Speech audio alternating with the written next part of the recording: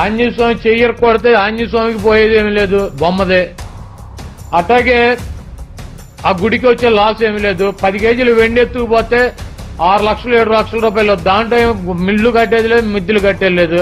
అంతర్వేదిలో 1 కోటి రూపాయలు రథాన్ని తగలబెడితే ప్రభుత్వం రథం చెందుతుంది, దానివల్ల దేవుడికి పోయేది ఏమి లేదు. ఉభయ గోదావరి జిల్లాలకు సంబంధించి ఒక మాస్టర్ డెవలప్మెంట్ ప్లాన్ ప్రపోజ్ చేస్తా ఉన్నాం. అన్నవరం నుంచి జంగారెడ్డిగూడెం మధ్యాంజనేయ స్వామి వెంకటేశ్వర ఆలయం వరకు లక్ష్మీ నరసింహస్వామి ఆలయం దాకా దాదాపు 28కి పైగా క్షేత్రాలని ఆధ్యాత్మిక పర్యాటక రూట్ లాగా దీన్ని చేస్తే ఆధ్యాత్మిక పర్యాటక రంగం ఎంత అభివృద్ధి అవుతుంది. భక్తులు వెళ్తారు, 10 మందికి ఉపాధి అవకాశాలు వస్తాయి, కొట్లు పెట్టుకోవచ్చు, బోల్డంత మంది టూరిజం డెవలప్ అవుతుంది, టూర్ గైడ్స్ అవసరం అవుతాయి, హోటల్స్ అవసరం అవుతాయి. అందుకని భవిష్యత్తులో మన ఉభయ గోదావరి జిల్లాలకు సంబంధించిన ఈ మాస్టర్ ప్లాన్ లో ఇదొకటి.